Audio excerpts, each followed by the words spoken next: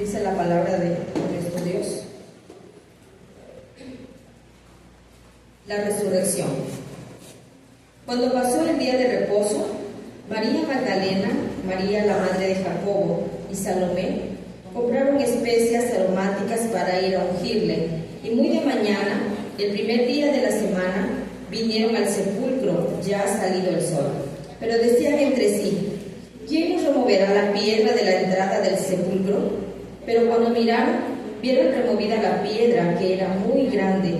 Y cuando entraron en el sepulcro, vieron a un joven sentado al lado derecho, cubierto de una larga ropa blanca, y se espantaron. Mas él les dijo: no os asustéis, buscáis a Jesús Nazareno, el que fue crucificado, ha resucitado, no está aquí. Mirad el lugar en donde le pusieron. Pero id, decid a sus discípulos y a Pedro que él va delante de vosotros a Galilea. Allí le veréis como os dijo. Y ellas se fueron huyendo del sepulcro, porque les había tomado temblor y espanto. Ni decían nada a nadie, porque tenían miedo. Palabra del Señor. Ahora escuchamos el tema de esta mañana. Con el tema que dice: el Señor resucitó, a cargo del pastor Josué Rodríguez.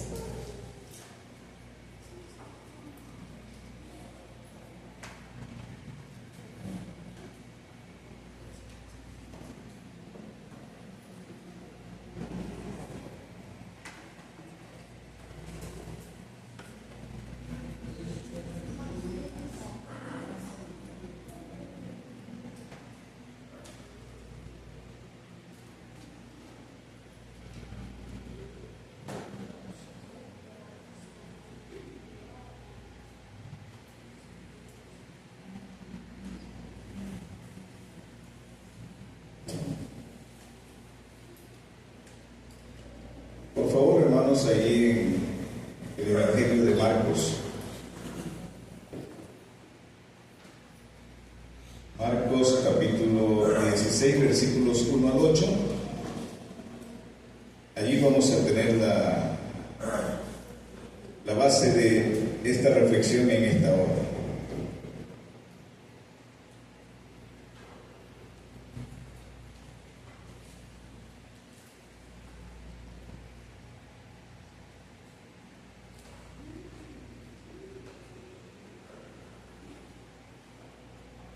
Hay muchas preguntas que surgen alrededor de lo que implica la resurrección de nuestro Señor y Salvador Jesucristo.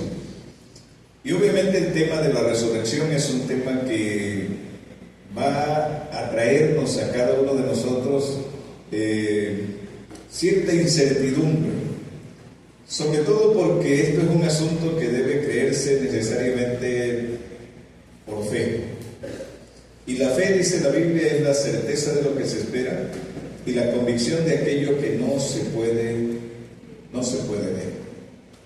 Y sin fe, dice la palabra, es imposible agradar a Dios, porque el que se acerca a Dios debe creer que hay un Dios y que ese Dios es galardonador de aquellos que le buscan. Alguien preguntó cómo se podría estar seguro de que el cristianismo era la religión verdadera, cuando los maometanos y los seguidores de muchas otras religiones también están pensando que su religión es la verdadera. Y hay una sola palabra que puede definir la diferencia entre lo que creen otras religiones y lo que cree la cristiandad. Y esa palabra, amados hermanos, es simple y sencillamente resurrección. La resurrección de Jesús. Hay por allí un libro que les recomiendo que lean, que se llama Evidencia que necesita o que requiere un veredicto. Y es la historia de un joven que por su pasado violento, por su pasado donde él había sido abusado, él renegaba acerca de Dios y renegaba también acerca de la existencia de Dios. Cuando ya estaba en la universidad, un grupo de jóvenes estaba predicando el Evangelio. Y él se paró para confrontar a estos jóvenes y para que les demostraran que realmente Jesús había resucitado y que el Jesús que predicaban era real. Ante esta condición, los jóvenes le dijeron: bueno, vamos a vernos de aquí a un tiempo, pero queremos que ahora tú nos compruebes que Jesús no resucitó. Queremos que seas tú el que nos compruebes esto. Y entonces él se dedicó a la investigación. Y toda esa investigación está precisamente allí en ese libro. Evidencia que requiere un veredicto. Al final de toda la investigación, él concluye diciendo: la historia de Cristo, y especialmente el asunto que tiene que ver con la resurrección, es no solo una verdad histórica, sino una verdad que no puede quitarse de la historia de Jesús. Así que, amados hermanos, resurrección es lo que separa al cristianismo del resto de las religiones, del resto del mundo. Mahoma está muerto, Confucio está muerto, Gautama está muerto, Lao Tse está muerto, Zaratustra están muertos, pero Cristo está vivo, sentado a la diestra de Dios Padre Todopoderoso, y desde allí vendrá al fin del mundo a juzgar a los vivos y a los muertos. Pablo nos dice allí en el pasaje que acabamos de leer, de 1 Corintios capítulo 15, que sin la resurrección no habría cristianismo. Ahora bien, en este pasaje, amados hermanos, que se menciona la resurrección de nuestro Señor, y Marcos es muy específico en algunas cosas que no dicen algunos otros evangelistas, los que narran todos los asuntos que tienen que ver con la resurrección. Sin embargo, también al leer los evangelios nos vamos a dar cuenta de que falta algo en esta historia. Y eso que no menciona ninguno de los evangelistas es el hecho de narrarnos cómo resucitó Jesús. Los evangelios nos dan detalles atrás acerca de cómo murió y detalles de cómo fue sepultado. Pero ninguno de los evangelistas nos va a decir de manera específica, con lujo de detalles, qué sucedió allí en la tumba en el momento mismo de la resurrección. Así que, amados hermanos, este detalle que está ausente, podríamos nosotros decir, de los evangelios, es un detalle que nos lleva a nosotros a entender que la Biblia, las Sagradas Escrituras, nos da elementos para que nosotros podamos creer la verdad escritural.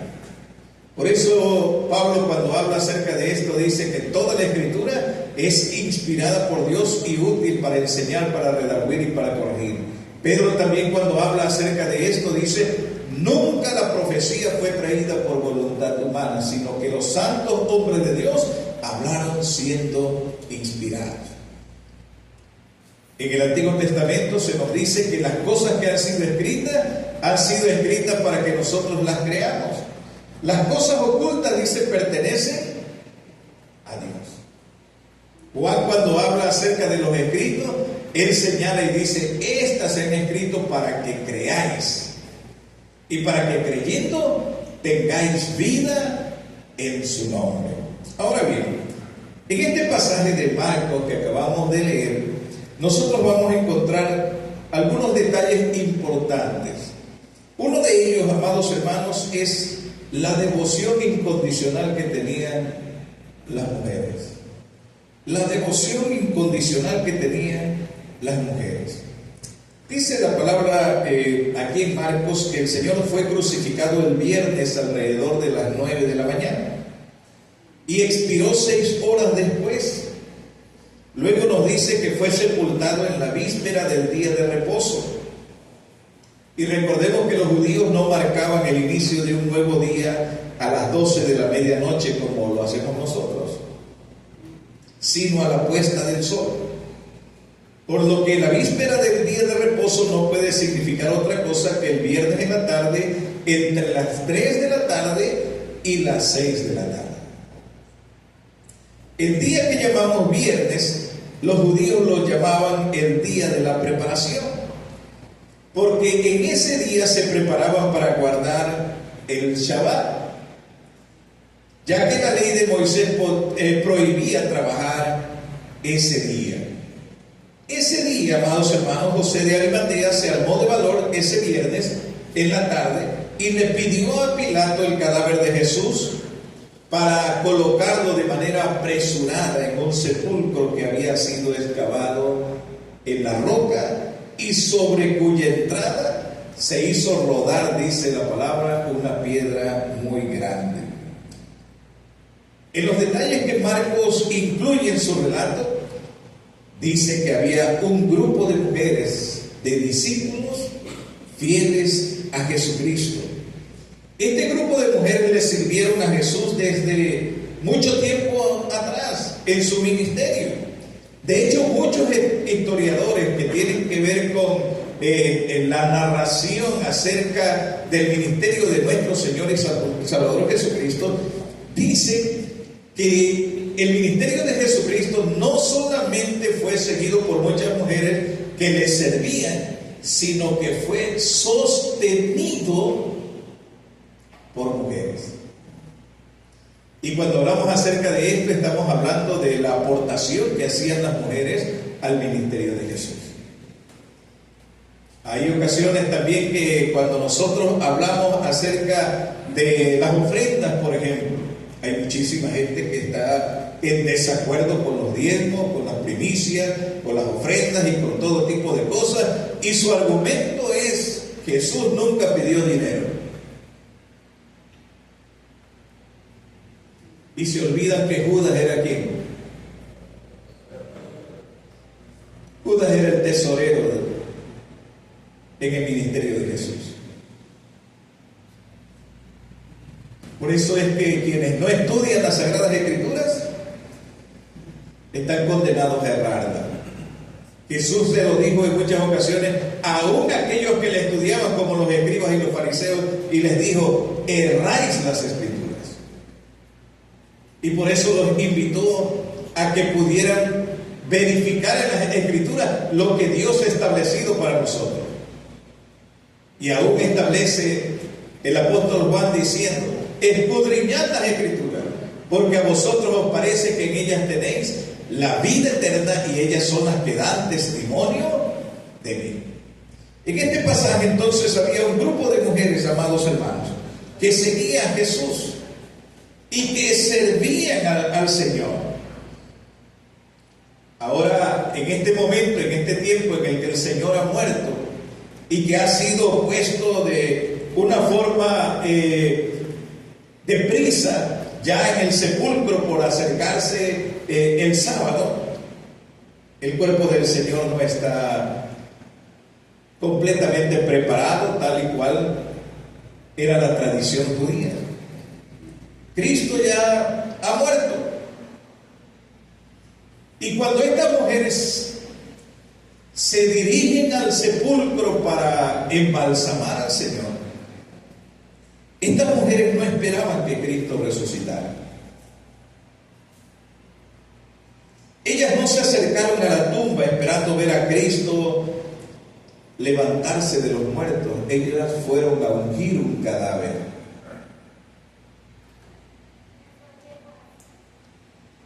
Y esto es muy interesante, amados hermanos, el hecho del pensamiento que hay en la vida de personas cuando se acercan a Jesús.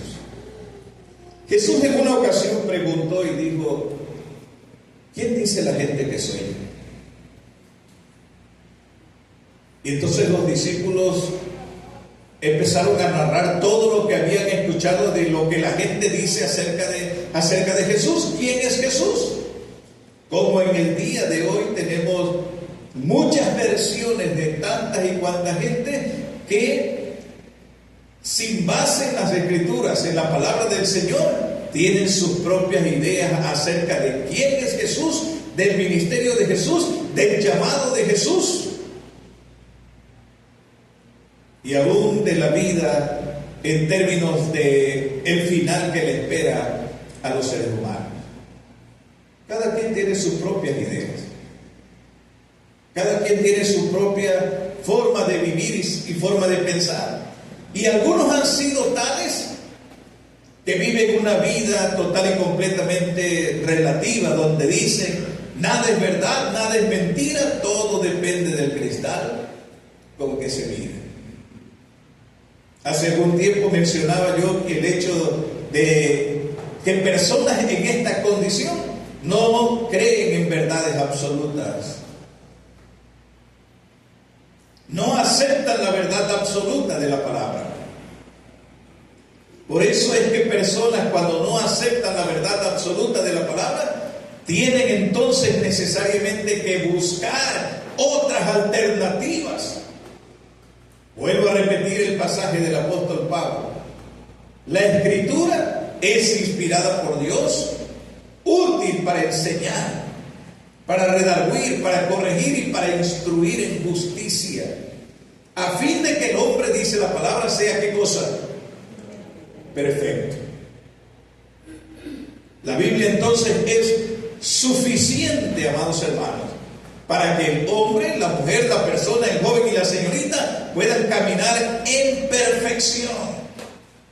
Pero mientras el hombre, la mujer, la persona siga manteniendo sus propias ideas acerca de la vida y acerca de Dios sin escudriñar las Escrituras, entonces se cumplirá lo que dice el proverbista. Hay caminos que al hombre le parecen derechos, pero su final es ¿qué cosa? Es camino de muerte. Sus sendas serán torcidas. Por eso también el proverbista habla de enderezar nuestros caminos, nuestras sendas.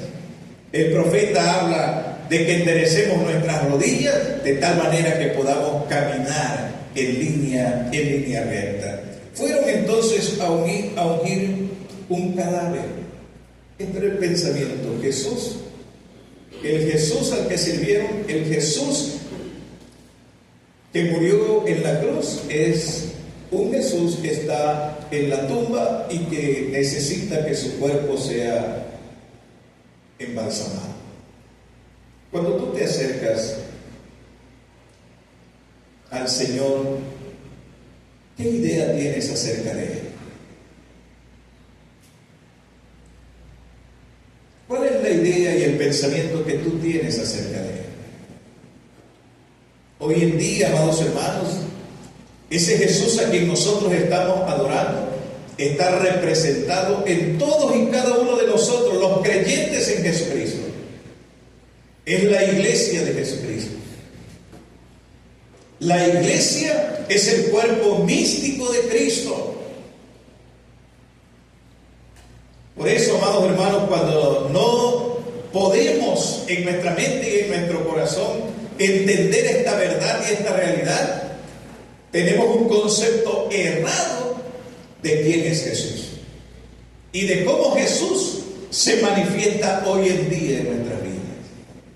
Por eso es que también nosotros como iglesia somos llamados entonces a cuidar, amados hermanos, lo que pensamos, lo que sentimos y obviamente lo que expresamos a través de nuestras acciones y de nuestras palabras, porque tú, creyente en Jesucristo, eres un embajador de Jesús, eres alguien que representa a Jesús aquí en la tierra. Ahora te puedes preguntar entonces, ¿cómo las personas ven a Jesús en ti? ¿Un Jesús gritón? ¿Enojó? codicioso. ¿Qué tipo de Jesús ven en ti? Por eso es que en la iglesia de Jesucristo somos llamados, hermanos, cada día a transformar nuestra vida. Pablo concluye a los romanos diciendo: así que, hermanos, os ruego por la misericordia de Dios que presentéis vuestros cuerpos en sacrificio vivo, santo, agradable a Dios, que es vuestro culto racional. Y no te conformes a este siglo. Transfórmate por medio de la renovación de tu entendimiento, de tus conceptos, para que compruebes cuál es la buena voluntad de Dios, agradable y perfecta. Ahora bien, cuando las mujeres iban a la tumba, notaron que tenían un problema por delante. La piedra que tapaba la boca del sepulcro, dice la palabra, era una piedra muy grande. Y al caminar ellas, amados hermanos, dirigirse hacia la tumba, a ungir un cadáver, tampoco estaban esperando a que apareciera un grupo de hombres dispuestos a ayudarlas. Solo se preguntaban y se decían a sí mismas: ¿quién nos va a remover la piedra? Pero el hecho de que había un problema no detuvo a estas mujeres en su caminar hacia lo que debían hacer. El proverbista dice de esta manera que las personas que no quieren hacer las cosas siempre ponen pretextos. Dice el proverbista que el perezoso no busca trabajo porque si sale a la calle, dice, puede encontrarse con un león en la calle. El perezoso no hace nada simplemente porque siempre va a encontrar ¿qué cosa? Problemas y dificultades.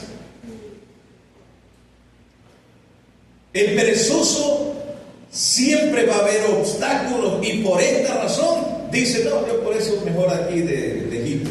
No me involucro porque no quiero ¿qué cosa? No quiero problemas y dificultades. Estas mujeres iban caminando hacia el sepulcro. Había un problema que resolver. Pero aún así, dice la palabra, continuaron caminando hasta llegar al sepulcro. Y cuando llegaron al sepulcro, ¿qué sucedió? El problema estaba ¿qué? El problema estaba resuelto. Por eso, amados hermanos, si nosotros como iglesia de Jesucristo no estamos dispuestos a hacer la obra de Dios a la manera de Dios,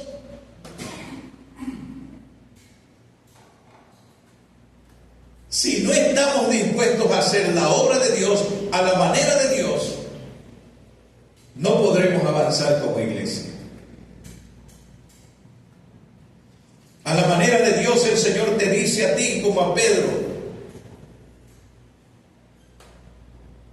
ven. Y Pedro, dice la Biblia, salta de la barca y empieza a caminar sobre los problemas, sobre las dificultades.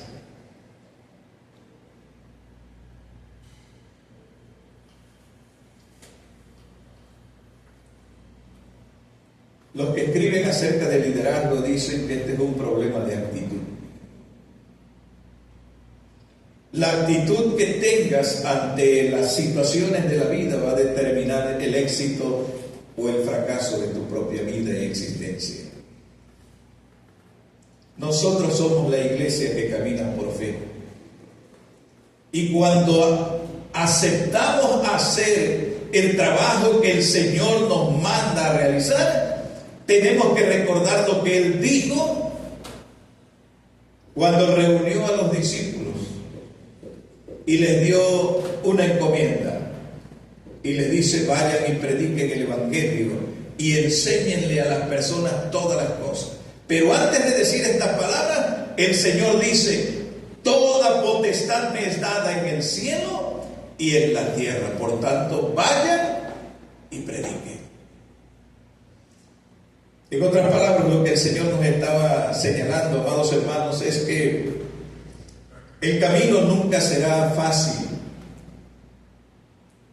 El camino siempre va a ser un camino complicado y difícil. En todo lo que tú quieras lograr. Y mayormente en los asuntos que tienen que ver con la fe, con la vida cristiana. Y en la vida cristiana se va a requerir de hombres y de mujeres dispuestos a seguir al Maestro. Hombres y mujeres que en algún momento de la vida tengan que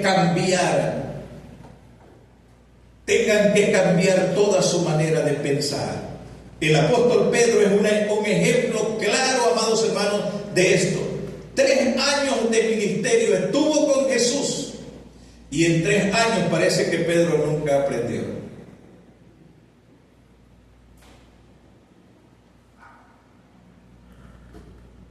Fue hasta que Pablo le llama la atención por su conducta que Pedro entonces entiende qué es lo que el Señor quiere de él. En la vida cristiana muchos de nosotros estamos aquí, pero todavía sin entender el por qué y para qué hacemos las cosas como iglesia. Algunos decimos, como decían mi hijo cuando estaba pequeñito, y lo levantábamos para ir al culto en la tarde y decía: puro culto, puro culto. Y algunos de nosotros no entendemos por qué nos hemos reunido hoy aquí a las 6 de la mañana, otras iglesias a las 5 de la mañana. ¿Y por qué vamos a hacer otro culto?, nos preguntan algunos después del desayuno.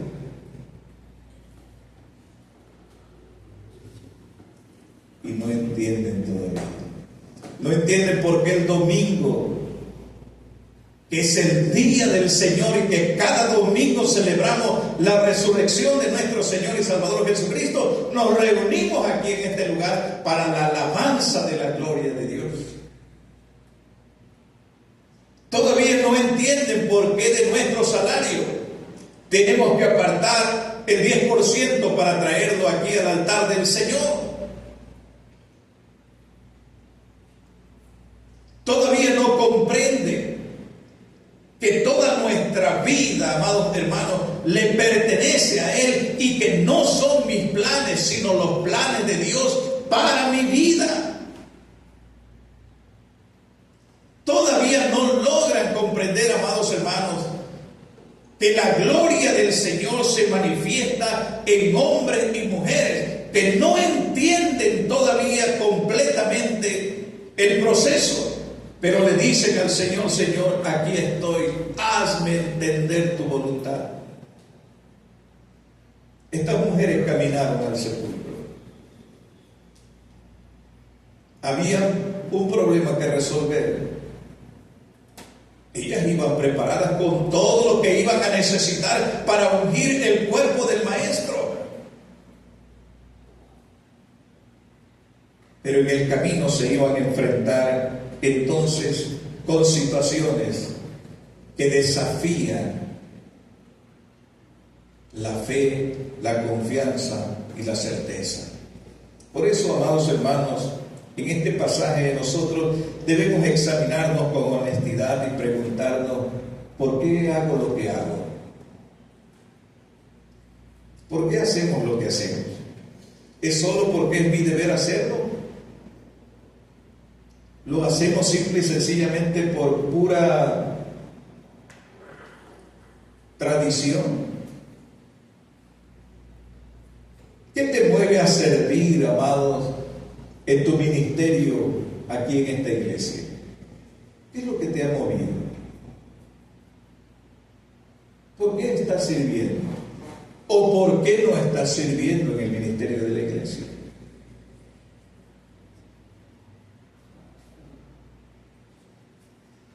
Hay quienes solamente están en el balcón y desde el balcón ven el caminar de todos los demás que van ahí luchando,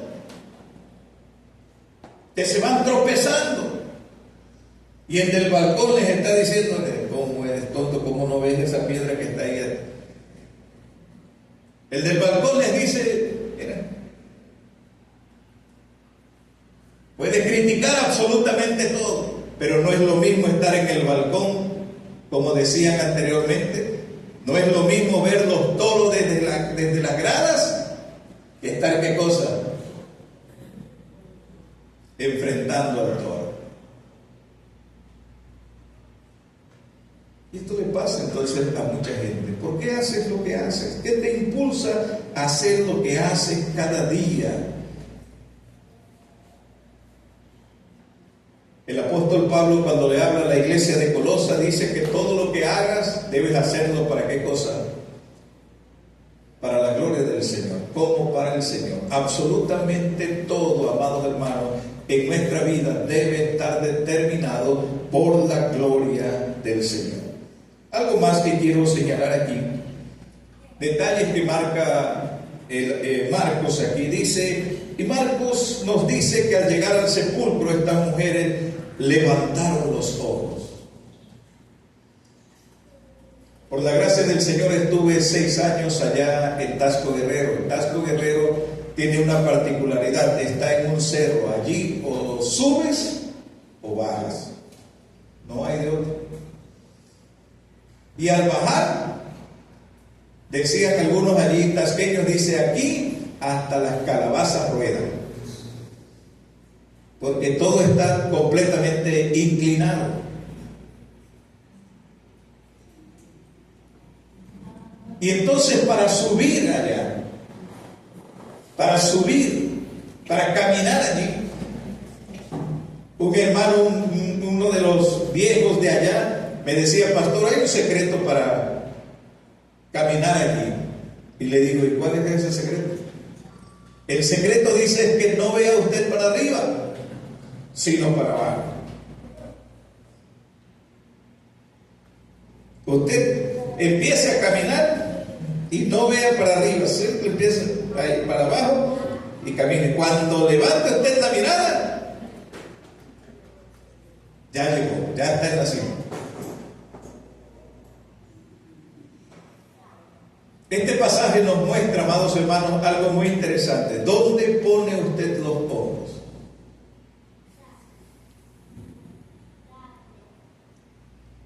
¿Quién es su modelo a seguir? ¿A quién está usted imitando? ¿Quién le está animando e impulsando para que usted haga la obra del ministerio? Para que usted cumpla con la función que usted tiene ahora, como esposo, como esposa, como hijo, como hija, como ciudadano, como estudiante, como trabajador, como empresario. ¿A quién está usted viendo? Estas mujeres, dice la palabra del Señor, que levantaron los ojos. Y este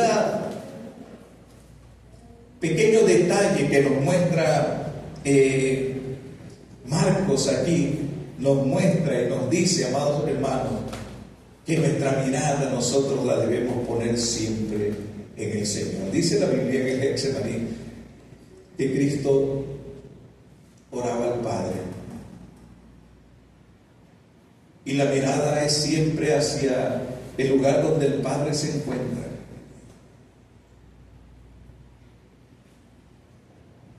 En la vida, amados hermanos, nosotros tenemos que caminar, pero tenemos que caminar siguiendo al Maestro. Caminar viéndolo a Él.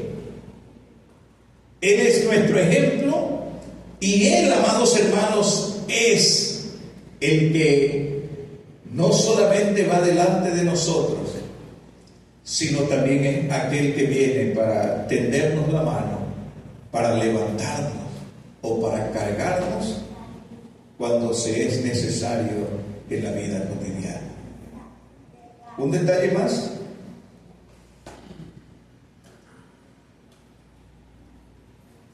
¿Por qué fue necesario que se removiera la piedra? ¿Acaso Jesús no podía salir?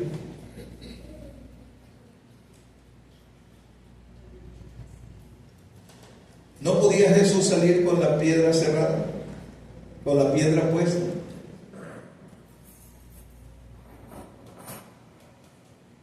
¿Por qué entonces se necesitaba que alguien removiera la piedra?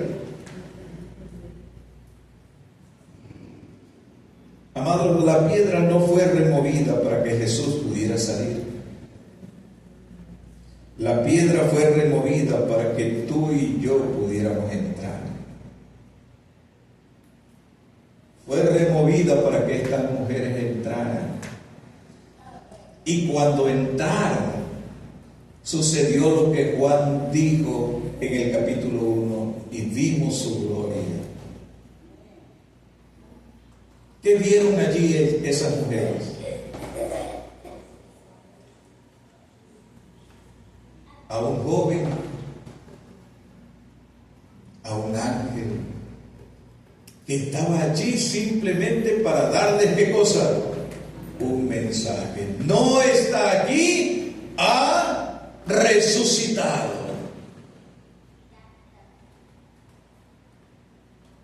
La piedra entonces era necesario que se quitara para que hombres y mujeres y la humanidad entera hoy siga entrando al sepulcro y pueda ver la gloria de Dios allí, amado, y reciba el mensaje de salvación. El Señor ha resucitado y va delante de ustedes, va mostrándoles el camino. Pablo nos explica entonces que también como a Cristo le sucedió, Él murió, ninguno saldrá vivo de este mundo. Pero dice la palabra del Señor que como Él resucitó, también nosotros hemos de ser resucitados. Él es el primogénito entre los muertos. Y un día, dice la palabra del Señor, al toque de la final trompeta, también nuestros cuerpos serán resucitados y le veremos. Y cuando esto suceda, dice la palabra, el Señor dirá a su pueblo bendito: entren al reino que fue preparado para ustedes desde antes de la fundación del mundo. Así que, amados hermanos, esta piedra removida nos permite a nosotros entrar a la gloria. Ahora bien, siempre se habla de un corazón duro, de un corazón de ¿qué? De piedra. Y muchos corazones de piedra tienen que ser ¿qué cosa? Removidos. Y solo pueden ser removidos por el poder de Dios.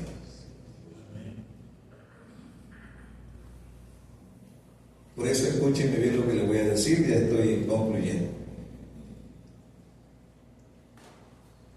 Ninguno de nosotros puede convertir a nadie. Ninguno de nosotros puede convencer a nadie. El que hace esta obra es la obra de ¿quién? La obra de Dios a través de su Espíritu en nosotros. El quitar el corazón de pedernal, corazón duro, solo Dios lo puede hacer. Y algo más, amados hermanos, que es importante que nosotros sepamos. ¿Sabe usted dónde están los corazones más duros?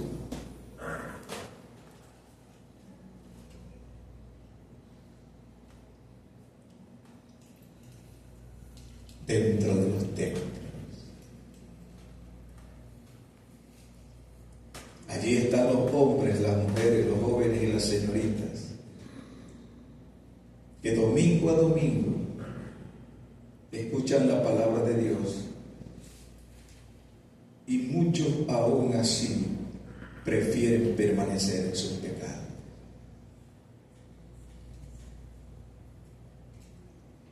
Aún así prefieren mantener ese carácter. Aún así quieren mantener esa falta de perdón en sus corazones. Quieren mantener esa amargura. Quieren mantener ese resentimiento. Quieren mantener ese enojo. Y por eso es que vienen,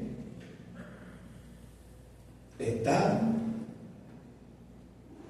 pero no hay cambio, no hay transformación, porque solo Dios puede transformar el corazón de personas. Algunos me dicen: pastor, ¿y qué va a hacer usted con? ¿Y qué puedo hacer yo?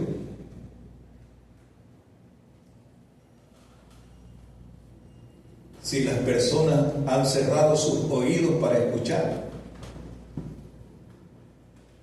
si no quieren consejo de Dios, si ellos están escuchando un consejo distinto, diferente, su pastor es otro, pero han dejado de oír palabra del Señor. Solo, amados hermanos, cuando la gracia del Señor penetra profundamente en la vida de personas, la piedra ¿qué cosa? Es quitada, y la vida de personas transformadas para la gloria de nuestro Dios. Así que, amados hermanos, ¿qué podemos entonces decir, aprender?